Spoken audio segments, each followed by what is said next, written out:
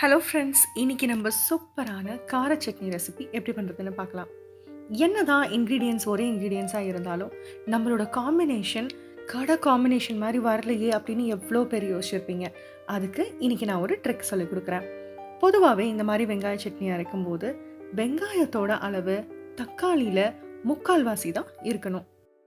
தக்காளி புளிப்பாக இருந்தது அப்படின்னா நம்ம புளி சேர்க்க தேவையில்லை, நம்ம நார்மலாக தக்காளி சேர்த்தாலே போதுங்க.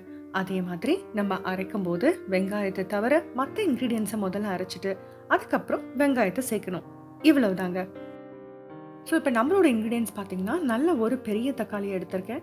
அந்த தக்காளியோட முக்கால்வாசி அளவுக்கு தான் வெங்காயம் எடுத்திருக்கேன்.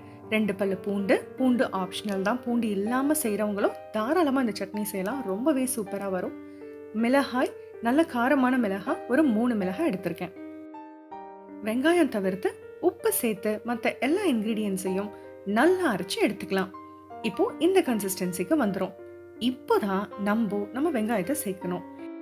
இதுக்கப்புறமேட்டும் வெங்காயத்தை 1-2 ஆப்ஷன்ஸில் கிரைண்ட் பண்ணுறதுக்கு பதிலாக சர்ன் ஆப்ஷன் போட்டு ஓரளவுக்கு கொஞ்சம் நரன்னு இருக்கும்போது, அதாவது ஒரு நல்ல சட்னி பதத்திலேயே நம்ம எடுத்துடணும்.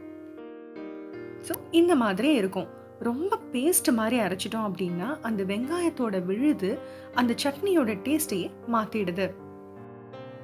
இப்போ இதுதாங்க நம்ம பேஸு. இதை நம்ம அருமையாக தாளித்து எடுத்துடலாம்.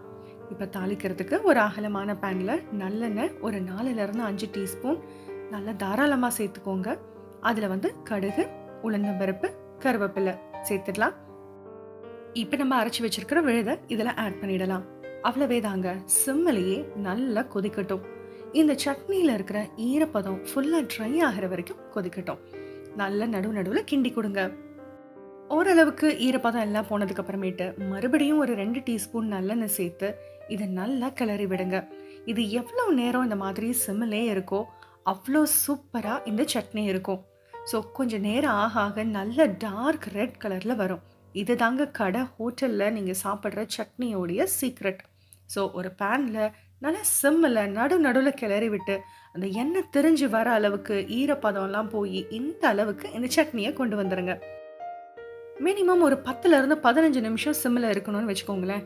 ஆனால் அவ்வளோ இந்த சட்னியோட டேஸ்ட்டு சூப்பராக இருக்கும்.